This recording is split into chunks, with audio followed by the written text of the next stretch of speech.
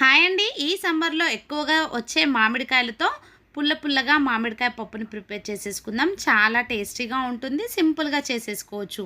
అందరూ పుల్లగా ఉంటుంది, అసలు కుదరదు మామిడికాయ పప్పు అన్ని పప్పుల్లా అనుకుంటారు. కానీ సింపుల్ వేలో చూపించేస్తాను. ఎండ్ వరకు చూసేయండి. అలాగే మన ఛానల్‌లో మామిడికాయలతో చాలా రెసిపీస్ అయితే ఉన్నాయి. ఒక్కసారి ఇప్పటివరకు ఎవరైనా చెక్ చేయని వాళ్ళు ఉంటే ఒక్కసారి మన ఛానల్‌లో వెళ్ళి చెక్ చేయండి. అలాగే మన వీడియోకి ఒక చిన్న లైక్ మాత్రం చేయండి. నేను ఇక్కడ ఒక 1 అవర్ పాటు ముందుగానే ఒక గ్లాస్ పప్పుని నానబెట్టుకున్నాను, కందిపప్పు.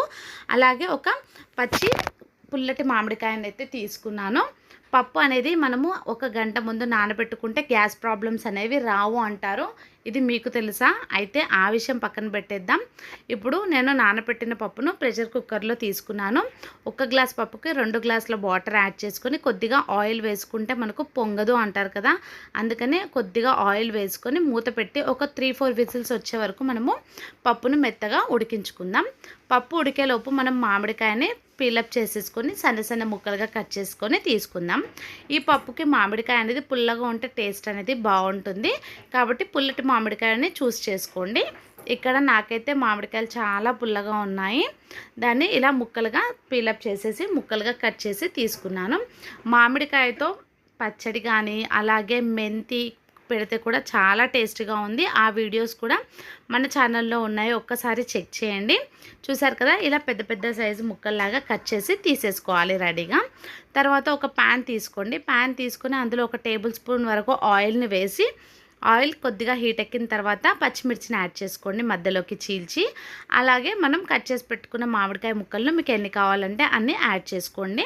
పులుపును బట్టి మనకు పులుపుకి కారం అనేది ఎక్కువగానే పడుతుంది కాబట్టి మిరపకాయలు కొద్దిగా ఎక్కువగానే తీసుకున్నాను. పచ్చిమిర్చి ప్లేస్లో మీరు ఎండు కారపొడిని కూడా తీసుకోవచ్చు.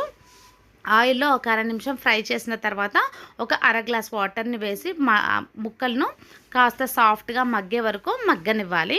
చూసారు కదా, ఇలా ముక్క అనేది తుంచితే మనకు మధ్యలో కట్ అయితే సరిపోతుందండి. ఇక్కడ చూస్తే మనకు పప్పు కూడా మెదిగిపోయింది. మొత్తం ఇలా స్మాషర్తో మనము మెత్తగా మెదుపుకోవాలి పప్పును. ఎంత మెత్తగా ఉంటే పప్పు అనేది అంత బాగుంటుంది. ఇట్లా దొడ్డుగా ఉంటే పప్పు అనేది టేస్ట్ ఉండదు కాబట్టి పూర్తిగా మెదిపేయాలి. తర్వాత మనం ఈ మెదిపిన పప్పుని మొత్తాన్ని కూడా ఈ మామిడికాయల మిశ్రమంలోకి యాడ్ చేసేసుకొని మీడియం ఫ్లేమ్లో ఒక 2-3 నిమిషాల పాటు బాగా ఉడకనివ్వాలి. ఉడికిన పప్పే కాబట్టి ఎక్కువసేపు ఉడకాల్సిన అవసరం లేదండి. అలాగే కొద్దిగా పసుపు, అలాగే కొద్దిగా కొత్తిమీరను కూడా యాడ్ చేసుకొని కొద్దిగా రుచికి సరిపడా సాల్ట్ను కూడా యాడ్ చేసేసుకోవాలి. ఇక్కడ పచ్చిమిర్చిని వేసాం కాబట్టి సాల్ట్ అనేది పులుపుకు తగ్గట్టుగా యాడ్ చేసుకోండి. ఇలా యాడ్ చేసుకొని ఒక 2 నిమిషాల పాటు పప్పు కాస్త దగ్గర పడేంత వరకు ఉడికించుకొని స్టవ్ ఆఫ్ చేసుకుంటే సరిపోతుందండి.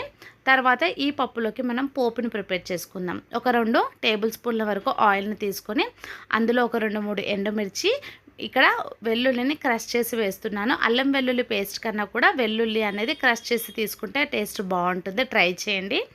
అలాగే పోపు దినుసులు, పసుపు, కొద్దిగా కరివేపాకును కూడా వేసి గ్యాస్ ఆఫ్ చేసేయండి. ఇప్పుడు మనం రెడీ చేసుకున్న ఈ పోపుని రెడీ చేసి పెట్టుకున్న పప్పులోకి వేసేసుకోవాలి. అంతే అండి, సింపుల్గా వేడివేడిగా మామిడికాయ పప్పు పుల్ల పుల్లగా మనం చాలా సింపుల్గా ప్రిపేర్ చేసుకోవచ్చు. ఈ రెసిపీ మీకు నచ్చితే ఖచ్చితంగా లైక్, షేర్, కామెంట్ చేయండి. అలాగే మీకు ఇంకా ఎలాంటి రెసిపీస్ కావాలంటే కూడా మనకు కామెంట్ సెక్షన్లో కామెంట్ చేయండి. మరొక మంచి సింపుల్ రెసిపీతో మళ్ళీ కలుద్దాం. Thank you for watching.